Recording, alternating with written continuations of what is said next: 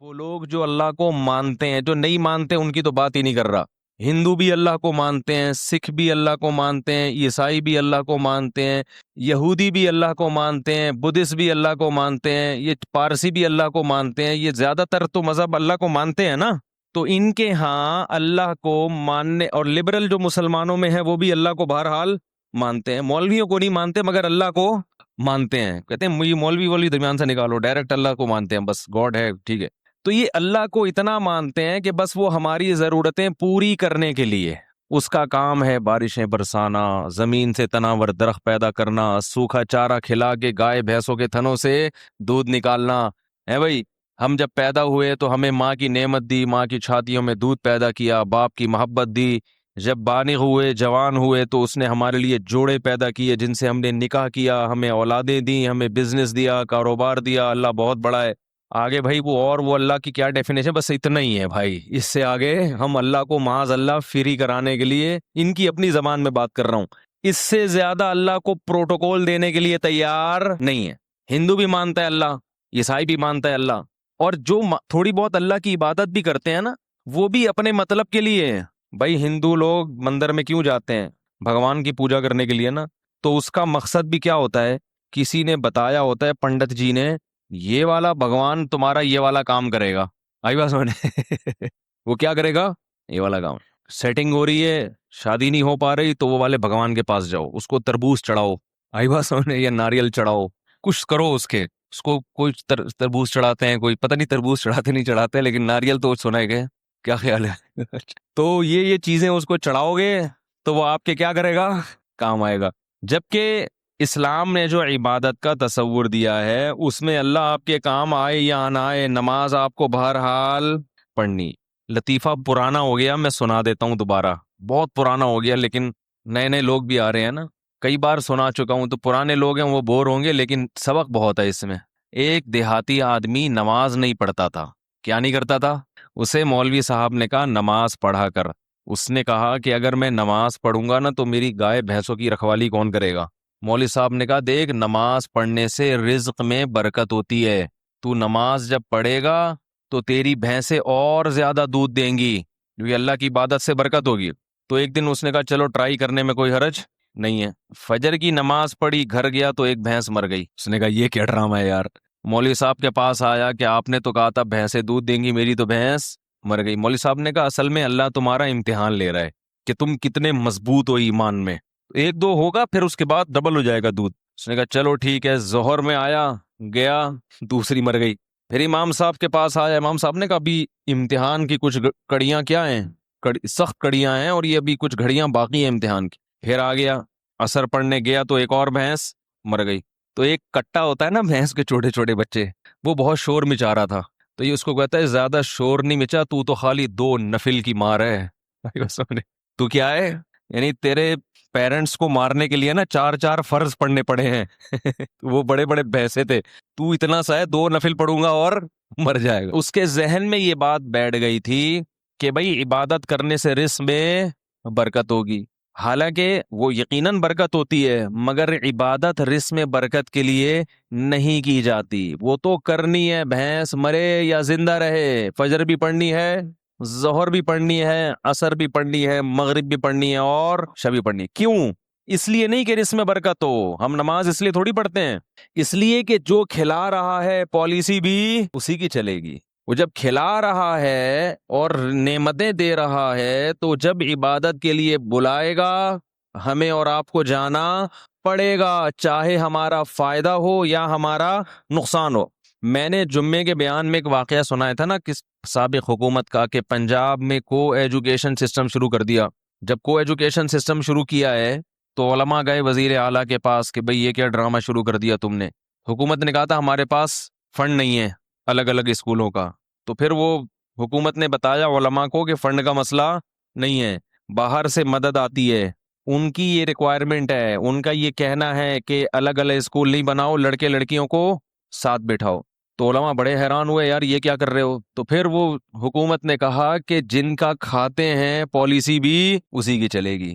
بھائی پیسے وہ اسی شرط پہ دے رہے ہیں تو عجیب بات ہے، یہ IMF سے قرضہ لیتے ہوئے یہ بات سمجھ میں آتی ہے، امریکہ برطانیہ سے پیسے لیتے ہوئے یہ بات سمجھ میں آتی ہے بھائی، لیکن اللہ سے چیزیں مانگتے ہوئے اور اللہ کی چیزیں کھاتے ہوئے یہ بات سمجھ میں نہیں آتی۔ وہاں کہتے ہیں اللہ کھلائے گا مگر پالیسی کس کی چلے گی؟ بولو بھائی، ہماری چلے گی۔ قانون کس کا چلے گا؟ ہمارا چلے گا۔ اصل بات کیا ہے؟ سب کو پتا ہے کہ جتنا اللہ سے کھا رہے ہیں اتنا IMF سے نہیں کھا رہے، لیکن بات یہ ہے کہ وہ لوگ فوراً پکڑتے ہیں اور اللہ فوراً نہیں پکڑتا۔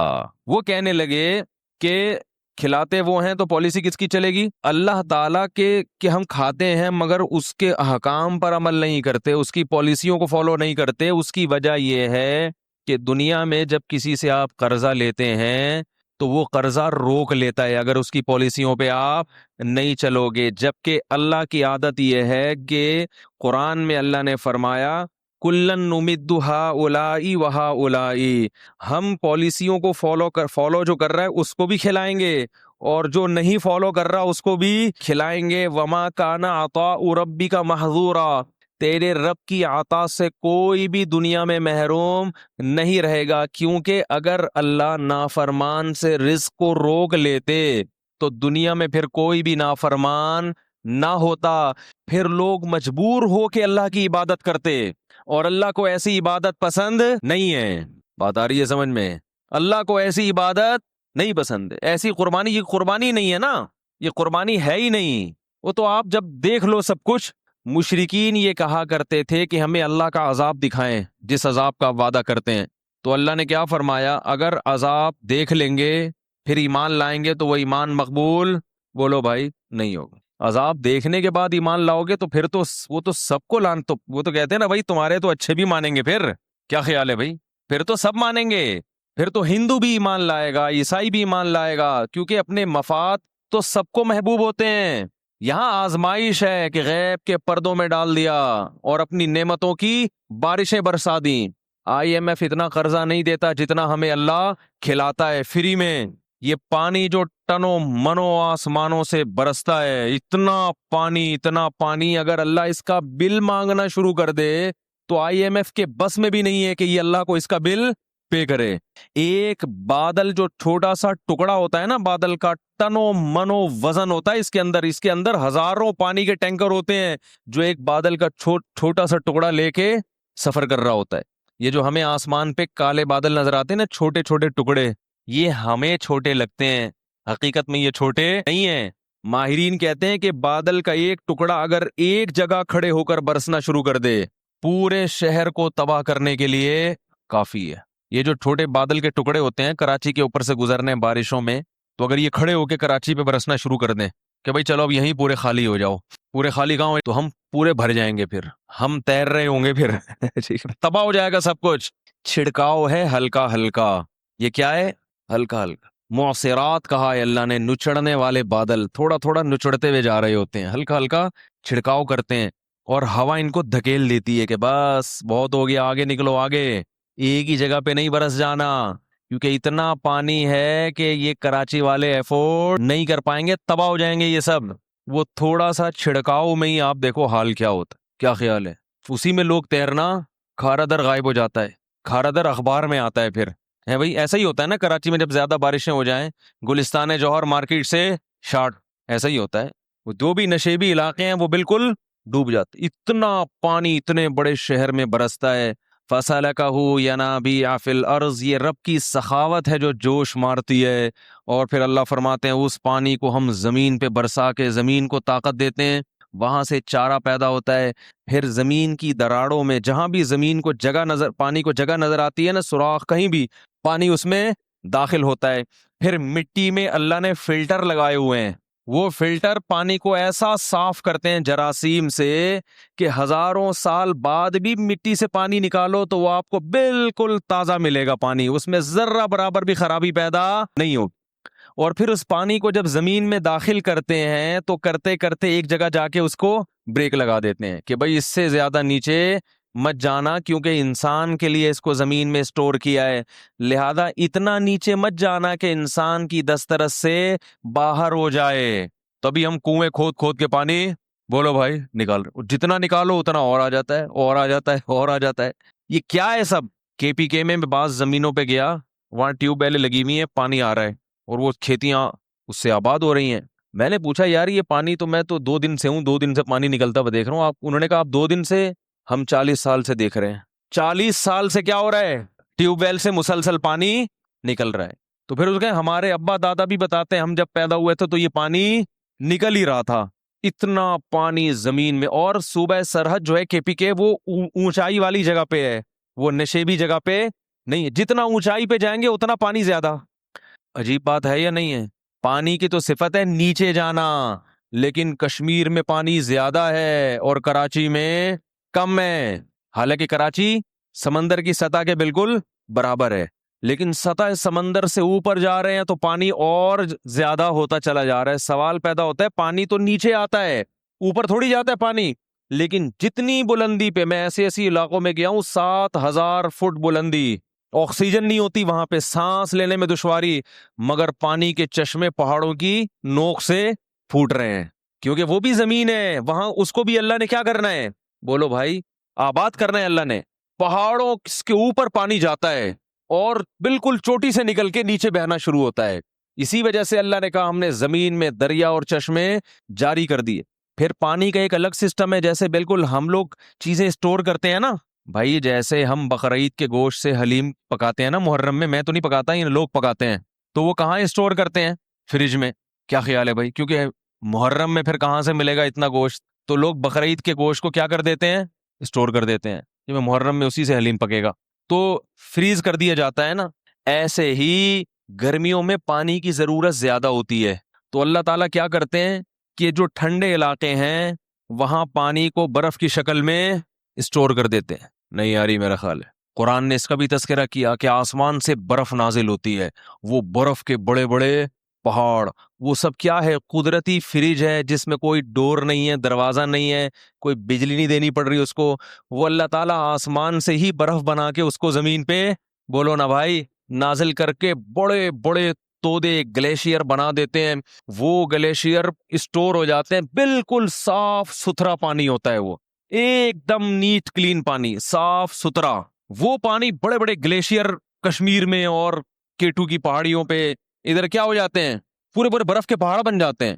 پھر کیسا بہترین نظام ہے، ایسا نہیں ہوتا ایک دم دھڑام سے پہاڑ پگھل جائیں، نا نا نا نا، جیسے جیسے گرمی آتی ہے تھوڑا تھوڑا پانی پگھلنا، وہ پانی پگھل کے پہلے چھوٹی چھوٹے چشموں میں، پھر نہروں میں، پھر بڑے بڑے دریاؤں میں، پوری دنیا کو سیراب کرتا ہوا کہاں سے چلتا ہے اور کدھر سمندر میں آ کے، بولو بھائی، گرتا ہے۔ پھر وہ یہ سب کو سیراب کرتا ہوا ہے، کیونکہ اللہ کو پتا ہے پوری دنیا کو آباد کرنا ہے میں نے، سب کو سیراب کرتا ہوا، وہ سر جانور بھی پی رہے ہیں، انسان بھی پی رہے ہیں، کپڑے بھی دھل رہے ہیں، ڈبکیاں بھی لگ رہی ہیں، اس میں مچھلیاں بھی پیدا ہو رہی ہیں، ان مچھلیوں کو خوراک بھی مل رہی ہے، شکار بھی ہو رہا ہے، اور اس سے جو جنگلات ہیں ان کو بھی پانی مل رہا ہے، پھر اس سے جناب گندم کی کھیتیاں بھی سیراب ہو رہی ہے، سندھ کے پورے باغات انہی نہروں سے، تو وہ جو آ رہی ہیں وہاں سے انہی نہروں کو کاٹ کاٹ کے پورے پورے باغات کو سیراب کیا جاتا ہے، وہ پانی ہوتے ہوتے ہوتے ہوتے سمندر میں آ کے گرتا ہے، پھر سورج اس پانی کو پکاتا ہے، سمندر کے پانی کو دوبارہ پکاتا ہے، پھر وہ میٹھا پانی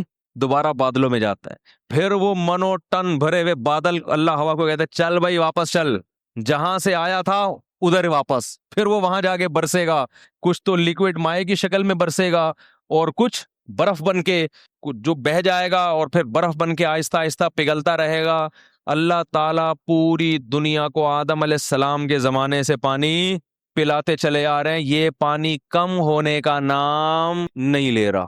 اتنا زبردست سسٹم ہے نا بارش کا، ایک سائنسدان نے کہا ہے کہ یہ جو بارش کا نظام ہے نا، یہ اتنا پیچیدہ اور اتنا دلچسپ نظام ہے کہ یہ نظام خود بخود وجود میں نہیں آ سکتا، یہ غیر مسلم کے الفاظ ہیں، اور ہمارے یہاں کیا کہتے ہیں؟ پانی ختم ہو رہا ہے، نسل کو بولو بھائی روکو، پانی ختم نہیں ہو رہا، یہ الو بنانے کی باتیں ہیں، کیونکہ پانی ختم جب ہوگا جب وہ فنا ہو رہا ہو، پانی ایک حالت سے دوسری حالت میں تبدیل ہو کے بالآخر کہاں جاتا ہے؟ سمندر میں، پھر دریا، وہ سارا سائیکل ہو رہا ہے، یہ پورا چکر ہے، یہ ضائع ہوتا ہی نہیں ہے، اور کتنے لاکھوں گیلن، کروڑوں گیلن پانی سمندروں میں ضائع ہو رہا ہے، تو ہماری حکومتیں اپنی سستی کہ بھئی پانی کو اسٹور کرنے کا کوئی انتظام نہیں ہے، ڈیم بنانے کی بات کرو تو سیاسی جھگڑے، کیا خیال ہے؟ تو پانی کو اسٹور کرنے کا خود کا کوئی انتظام ہے نہیں، اور ڈال دیتے ہیں کس پہ کہ نسل روکو. آئی بات سمجھ میں؟ یہ ایسے ہی جیسے گھر میں کوئی سست باپ ہو نا، سست باپ ٹھیک ہے نا، بیگم نے اپنے سسرالیوں کو بلا لیا، اپنے میکے والوں کو دعوت کے لیے، اب اتنا بڑا کولر رکھا ہوا ہے لا کے، کہا جا رہا ہے بھائی گھر میں 20 افراد آ رہے ہیں تو آپ ایسا کریں اس کو بھرنے کا انتظام کر لیں. تو آپ سستی میں وہ تو کولر بھرنے کے لیے تیار نہیں ہے، آپ کہہ رہے ہیں 20 افراد کے بجائے 5 کو بلاؤ. کس کو بلاؤ؟ 5. تو یہ اس لیے نہیں کہ پانی کی کمی ہے، یہ اس لیے کہ آپ کیا ہیں؟ سست. تو حکومت جب کہتی ہے نا کہ نسل روکو، پانی کے ذخائر کم ہو رہے ہیں، تو یہ حکومت اپنی سستی کس پہ نکال رہی ہے؟ ہم اور آپ پہ نکال رہی ہے. نہیں یاری میرا غلط بات سمجھ. تو اللہ کی طرف سے رزق برس رہا ہے، ہم پانی بھی پی رہے ہیں. اگر ایک پانی اللہ روک لینا، خدا کی قسم IMF قرضے دینا چھوڑ دے، اتنا نقصان نہیں ہے، کھاتے پیتے پھر بھی رہو گے. لیکن ایک پانی آسمان سے برسنا ختم ہو جائے تو دیوالیہ نکل جائے انسانوں کا، لوگ ان ڈالر اور سونے اور چاندی کے سکوں کو بھول جائیں گے. اکثر میں ایک واقعہ بیان میں سناتا ہوں، ایک بادشاہ نے ایک بزرگ سے کہا کہ میں آپ کو اپنی آدھی سلطنت گفٹ میں دینا چاہتا ہوں. کس میں دینا چاہتا؟ آپ کو آدھی سلطنت مل جائے تو آدمی تو خوشی سے بے ہوش ہو جائے نا. ان بزرگ نے کہا کہ میری نظر میں تیری اس سلطنت کی قیمت مچھر کے پر کے برابر بھی نہیں ہے. بھائی کیوں بھائی؟ انہوں نے کہا میرے پاس جو نعمتیں ہیں نا، جو گاڈ گفٹڈ نعمتیں جو اللہ نے مجھے بغیر کسی محنت کے دی ہیں، ان نعمتوں کی قیمت تیری اس سلطنت سے زیادہ ہے. بادشاہ بڑا حیران ہوا، یار یہ دیکھنے میں تو فقیر سا لگتا ہے، کپڑے بھی دیکھو پھٹے پرانے، اور اس کے پاس اتنی دولت اور اتنا کچھ، اس کے پاس سرمایہ پتہ نہیں کہاں چھپا کے رکھا ہوا ہے اس نے، جو میری پراپرٹی سے بھی زیادہ ہے. تو بادشاہ نے بلا لیا. بادشاہ لوگ تو بڑے لالچی ہوتے ہیں نا، بھائی کہاں رکھا ہوا ہے بھائی. تو بادشاہ نے بلا لیا. تو بادشاہ نے کہا کہ آپ شکل سے تو اتنے مالدار نہیں لگتے، لیکن آپ نے جو یہ کہا کہ آپ کے پاس اتنی قیمت کی چیزیں ہیں تو یہ کہاں ہیں؟ بزرگ کو پتا تھا ایسے سمجھاؤں گا اس کی سمجھ میں نہیں آئے گا، مثال سے بات سمجھ میں آتی ہے نا. کیا خیال ہے بھائی؟ لوگ مجھے کہتے ہیں بیان میں قرآن حدیث کم ہوتا ہے، مثالیں ادھر ادھر کی زیادہ ہوتی ہیں. قرآن حدیث ہوتا ہے، اسی کو سمجھانے کے لیے مثالیں دی جاتی ہیں. خود قرآن اور حدیث میں اللہ کے نبی نے بہت سی مثالیں دی ہیں، عام انسانوں کی مثالیں دی ہیں، مچھر کی مثالیں دی ہیں. مثال جس کو ایگزامپل کہتے ہیں، وہ بات کو سمجھانے کے لیے، تو اپنی بات سمجھانے کے لیے نہیں، قرآن اور سنت ہی سمجھانے کے لیے. ورنہ قرآن تو پڑھ لیں آپ، سبھی پڑھتے ہیں، اس کو ڈیفائن کرنا یہ مشکل کام ہوتا ہے کہ یہ کس طرح سے لوگوں کے دماغ میں یہ بات اتر جائے. خود نبی نے بھی بہت سی مثالیں دی ہیں، اپنی بات کو سمجھانے کے لیے نبی کیا دے رہے ہیں؟ مثالیں. حالانکہ آپ بات کہہ کے خاموشی اختیار کر لیتے، لیکن آپ کو معلوم تھا کہ میں اپنی بات سمجھانے کے لیے بھی کیا دوں گا؟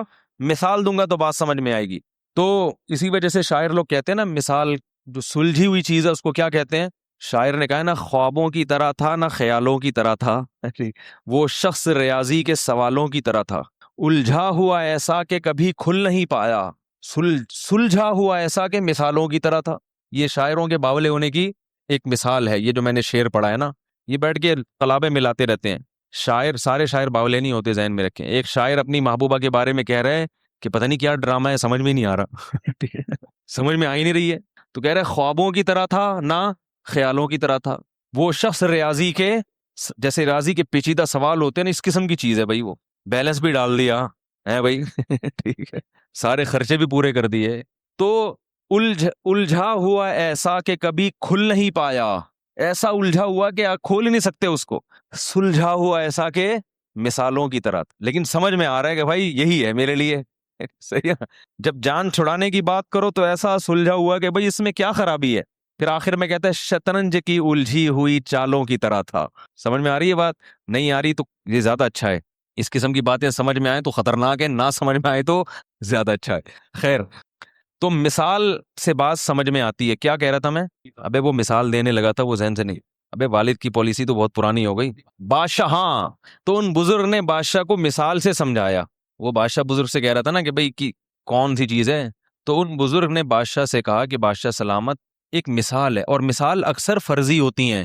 ان کو لوگ کہتے ہیں فرضی قصے سنا رہا ہے، تو فرضی بھی ہوتی ہیں کہ فرض کر لو تھوڑی دیر کے لیے تو کیا ہوگا. تو انہوں نے کہا کہ بزرگ نے کہ فرض کرو بادشاہ سلامت، آپ کو پیاس لگ رہی ہے، ایک پیالہ پانی آپ کے پاس رکھا ہوا ہے، لیکن آپ کو ایک بیماری لگ گئی کہ وہ پانی جب آپ پیتے ہیں تو الٹی ہو کے نکل آتا ہے. وہ پانی الٹی ہو کے اب پوری ایڑی چوٹی کا زور لگا لیا مگر وہ پانی حلق میں گھسنے کے لیے تیار نہیں. ایسی بیماری لگ گئی تو بادشاہ سلامت آپ کیا کرو گے؟ بادشاہ نے کہا علاج کروں گا بھائی, الٹیاں رکیں. وہ کون سی گولی آج کل آ رہی ہے الٹیوں کی مشہور, وہ گرینیٹ کچھ اس طرح, گریوینیٹ کھاؤں گا. اس زمانے میں جو بھی گریوینیٹ ٹائپ کی چیز ہوتی تھی, بھائی الٹی روکنے کے لیے گریوینیٹ کھاؤں گا, یہ کھاؤں گا, وہ کھاؤں. اس نے کہا سب کچھ کر کے دیکھ لیا مگر فائدہ نہیں ہو رہا. بزرگ نے کہا پھر ایک حکیم آتا ہے آپ کے پاس, تو وہ حکیم کہتا ہے کہ میں آپ کا علاج گارنٹی کے ساتھ کروں گا لیکن شرط یہ کہ مجھے اپنی آدھی سلطنت دے دو, اس کے بغیر میں آپ کا علاج نہیں کروں گا, چاہے میری گردن اڑا دو. اور علاج شرطی ہے, اگر علاج نہیں ہوا تو میری گردن اڑا دینا. بادشاہوں کا کام تو پہلے یہی ہوتا تھا, یہ ہو گیا تو گردن اڑا دو, نہیں تو سمجھ رہے ہیں. تو بادشاہ نے کہا بھائی اگر اس قسم کا حکیم آئے گا اور مجھ سے آدھی سلطنت مانگے گا تو بزرگ نے کہا اپنی آدھی سلطنت دے دو گے؟ بادشاہ نے کہا دینی پڑے گی بھائی, کیونکہ اس سلطنت کا میں کیا کروں گا کہ پانی حلق میں, بولو نا یار, اتر ہی نہیں رہا. کیا کرنا ہے اسی سلطنت, مر جائیں گے ویسی پیاس سے اور تڑپ تڑپ کے مریں گے. اس نے کہا چلو جی, آپ نے آدھی سلطنت اس کو دی اور اس نے کوئی ایسی دوا کھلائی, اب وہ پیالہ آپ کے حلق میں اتر گیا. اب اگلا پروسیس کیا ہے؟ پیشاب بن کے نکل جائے. اب وہ وہاں رک گیا, پیشاب بند ہو گیا, اب وہ پانی پیشاب بن کے نکلتا نہیں. اب کیا کرو گے؟ بادشاہ نے کہا بھائی علاج کریں گے. کیا خیال ہے؟ پتھری وتھری ہے کیا چکر ہے بھائی؟ تو کہا علاج کر کر کے تھک گئے مگر وہ پیشاب نہیں نکل رہا, تو کیا کرو گے؟ وہی حکیم آیا اور کہنے لگا کہ آدھی بقیہ بھی دو گے تو کیا کروں گا؟ دوا کھلاؤں گا اور یہ پیشاب نکل جائے گا. بادشاہ نے کہا بھائی کیا کرتا, پیشاب سے تو مر جائے گا نا تکلیف سے انسان, یہ عذاب سے مرنے سے بہتر ہے کہ غریب ہو کے زندہ رہ لے آدمی. بادشاہ نے کہا اپنی آدھی سلطنت بھی اس کو دے دوں گا. بزرگ نے کہا یہ ہے تیری سلطنت کی اوقات, ایک پیالہ پانی اور ایک پیالہ پیشاب, اس کے برابر ہے تیری سلطنت. میرا رب مجھے روزانہ درجنوں گلاس پانی پلاتا ہے فری میں اور پیشاب بنا کے نکال دیتا ہے فری میں. میرے رب نے مجھے جو نعمتیں دی ہیں وہ تیری سلطنت سے کئی گنا زیادہ قیمتی ہے, لہذا میں تیری سلطنت پہ رال ٹپکا کے اپنے رب کو ناراض نہیں کر سکتا. کاش یہ بات ہماری سمجھ میں آ جائے, کاش سمجھ میں آ جائے. ہر آدمی رو رہا ہے, ہائے یہ ہو گیا, ہائے غربت, ہائے مہنگائی, ہائے یہ ہو گیا, ہائے یہ ہو گیا. ہم نے پریشانیاں دیکھی نہیں ہیں. سمجھ میں آ رہی ہے بات؟ اس لیے ہمیں ہری ہری سوپ, جب پیٹ بھرا ہوا ہوتا ہے نا تو پھر بہت زیادہ مزے کی سوچتی ہے انسان کو.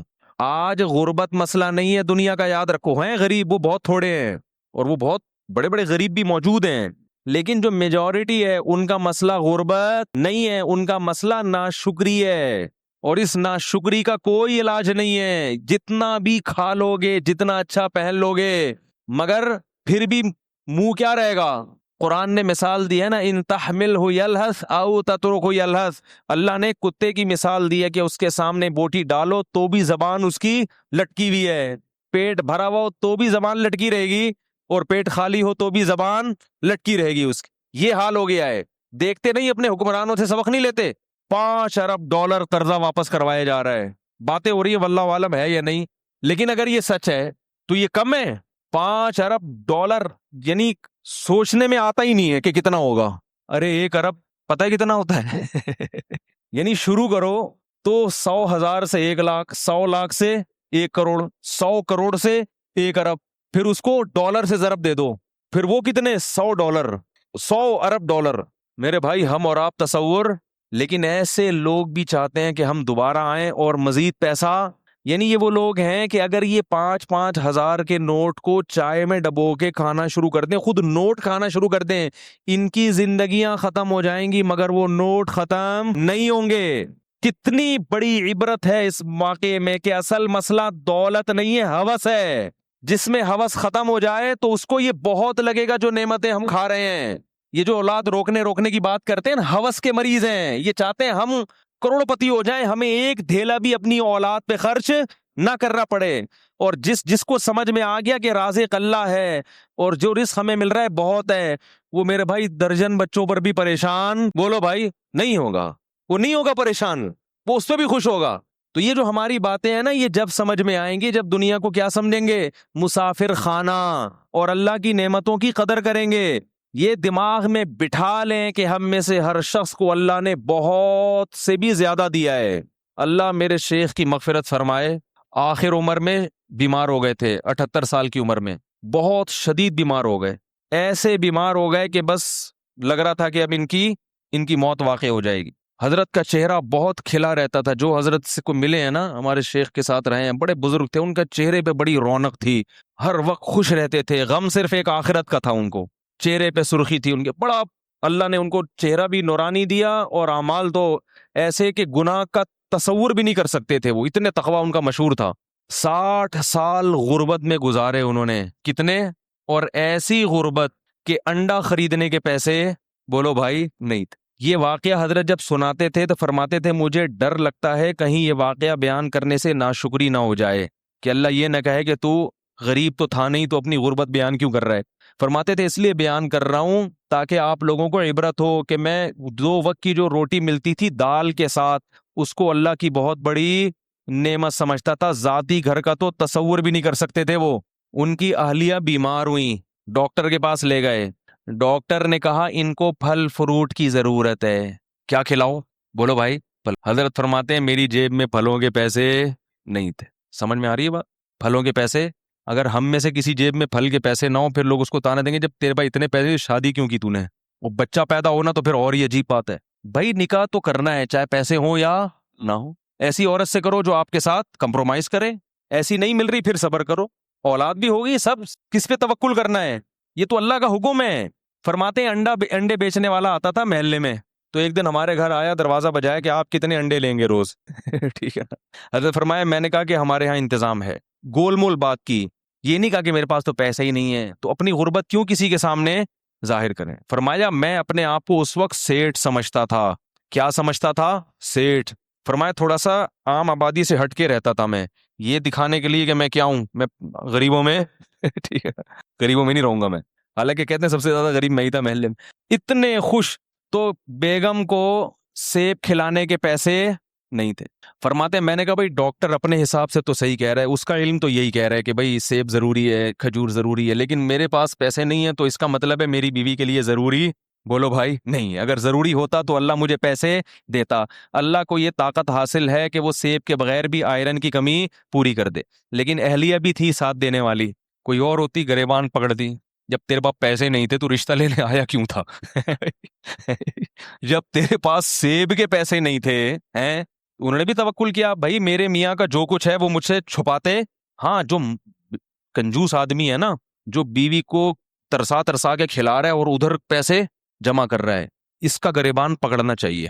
سمجھ میں آ رہی ہے؟ اس کو تو کوٹنا بھی چاہیے، کیونکہ ایسے بھی کنجوس دنیا میں ہیں، خود باہر برگر بھی کھا رہے ہیں اور مزے اڑا رہے ہیں، اور بیوی کو چائے میں ڈبو کے پاپے کھلا رہے ہیں، کہہ رہے ہیں نبی کی بیویوں نے بھی اس پہ کیا کیا تھا، گزارا۔ اللہ پہ توکل کرو، اللہ بہت بڑا ہے۔ اس کو طبیعت سے کیا کرنا چاہیے؟ کوٹنا چاہیے۔ میں اس کی بات کر رہا ہوں جو کوشش بھی کرتا ہو پھر بھی رزق کے دروازے نہ کھلتے ہوں، وہ تو اللہ کی طرف سے ہے نا، وہ تو اللہ کی طرف سے۔ تو حضرت اپنی اہلیہ کی بہت تعریف کرتے تھے، فرماتے اللہ نے مجھے ایسی بیوی دی ہے کہ مجھے جنت کی حور بھی اس کے مقابلے میں پسند نہیں آئے گی، ایسے صاف کہتے تھے، کہہ رہے اللہ نے مجھے ایسی بیوی دی ہے۔ کیسا انہوں نے حضرت کے ساتھ کیا کمپرومائز کیا۔ حضرت فرماتے ہیں انہوں نے تو پیسے ہی نہیں تھے، صبح ایک روٹی کھاتے تھے اور شام کو ایک روٹی دال کے ساتھ۔ کہا ایک دن ہمارے گھر میں مہمان آئے تو کہنے لگے یار جب بھی آپ کے گھر آؤ دال ہی پکی ہوتی ہے، ٹھیک ہے نا۔ حضرت فرماتے ہیں اس کے بتانے سے ہماری توجہ اس طرف گئی کہ ہم کئی دنوں سے دال کھا رہے ہیں، ورنہ ہمارا ذہن بھی کبھی اس طرف نہیں گئی۔ اور فرماتے تھے یہ جو میں آپ کو واقعہ بتا رہا ہوں یہ صرف آپ کو سبق دلانے کے لیے۔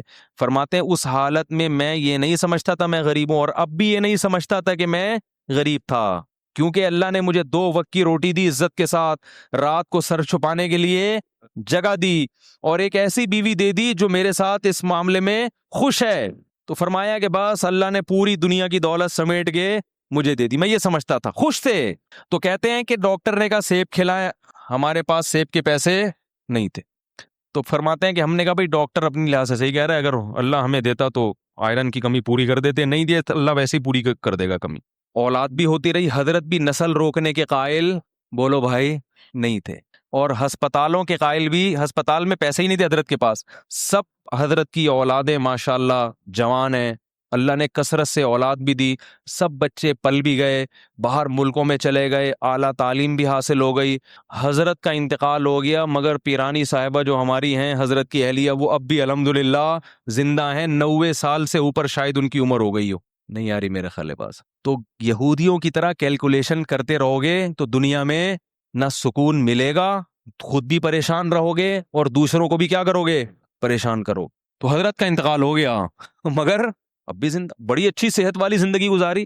اور حضرت کا بھی انتقال کمزوری سے نہیں ہوا یہ تھا, حضرت کو شوگر کی بیماری ہو گئی تھی جو بڑھاپے میں ہو ہی جاتی ہے, لیکن حضرت اس پہ آمادہ تھے کہ بھئی اب مجھے دنیا سے جانے دو, میں میری عمر بہت ہو گئی ہے, اب مجھے زندہ رہنے کا شوق, بولو نا بھائی نہیں. حضرت فرماتے جب میری عمر 63 سال ہوئی نا تو پھر مجھے زندہ رہتے ہوئے شرم آنے لگی کہ 63 سال میں نبی دنیا سے چلے گئے, اب تم کیوں زندہ ہو بھائی. تو وہ شرما شرمی میں 78 سال کے ہو گئے ہیں, ٹھیک ہے نا, کیونکہ دنیا کو مسافر خانہ سمجھتے تھے نا کہ بھائی جانا تو ہے, اب 60 سال ہو 70 ہو کتنا ٹھہرے. حضرت فرماتے تھے کہ ہمارے جب بچوں کے بچے ہو جائیں نا تو مجھے ذہن میں آتا تھا اب نئی گاڑی آ گئی ہے, پرانی گاڑی کیا کرے گی, پلیٹ فارم خالی کرے. یاد رکھو آپ کے گھر میں جو بزرگ ہیں ان پہ یہ فارمولا اپلائی کرنا نہ شروع کر دیں کہیں جا کے کہ آج ہم نے سنا ہے کہ 63 سال کے بعد انسان کو شرم آنی چاہیے, آپ تو 70 کے ہو گئے. یہ مطلب ہرگز نہیں ہے. ان کو یہ کہو کہ اللہ کرے آپ 100 سال جئیں. یہ ہم اپنے لیے بتا رہے ہیں, دوسرے کے بارے میں یہی کرنا ہے کہ اللہ ان کو, ہم لوگ نہیں کہتے تھے حضرت آپ 63 کے ہو گئے تو آپ کو جانا چاہیے, ہم یہ کہتے تھے آپ 100 سال سے پہلے بولو بھائی نہ جائے, بلکہ ہماری عمر بھی آپ کو لگ جائے.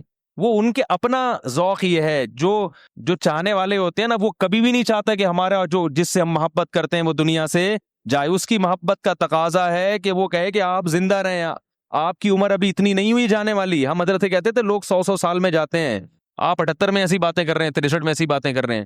تو جس کو محبت ہوتی ہے نا وہ اسی حساب سے سوچتا ہے. ایک شخص نے حضرت کو خط لکھا کہ حضرت مجھے ڈر ہے اگر آپ مر گئے تو میرا کیا ہوگا.